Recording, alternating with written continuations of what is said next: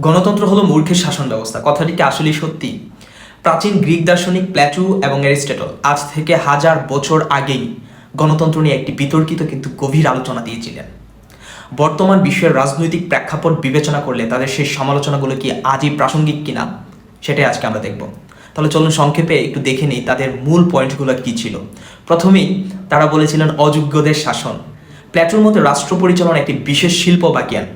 একজন অশিক্ষিত বা অদক্ষ জনতা যখন আবেগের বশবর্তী হয়ে ভোট দেয়, তখন যোগ্য নেতৃত্বের বদলে অযোগ্যরা ক্ষমতায় আসার পথ প্রশস্ত হয়। আরেকটা হচ্ছে জনপ্রিয়তা বনাম যোগ্যতা। গণতন্ত্রে অনেক সময় দেখা যায় যিনি প্রকৃত জ্ঞানী বা যোগ্য তিনি জনপ্রিয় নন, ফলে আবেগী বক্তৃতায় পারদর্শী জনপ্রিয় নেতারাই জয়ী হন, যা দীর্ঘমেয়াদে রাষ্ট্রের জন্য ক্ষতিকর হতে পারে। সংখ্যাগরিষ্ঠের একটা অত্যাচার আছে, সঠিক হোক বা ভুল, গণতন্ত্রের সংখ্যাগরিষ্ঠের মতামতই শেষ কথা। এতে অনেক সময় সংখ্যালঘু বা প্রকৃত বুদ্ধিদীপ্ত মতামতগুলো উপেক্ষিত থেকে যায়।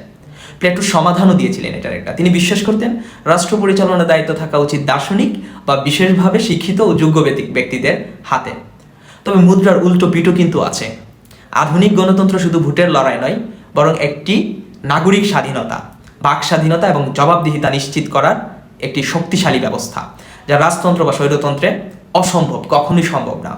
তাহলে প্রশ্ন থেকে যায়, সমস্যা কি গণতন্ত্রে নাকি জনগণের সচেতনতায়?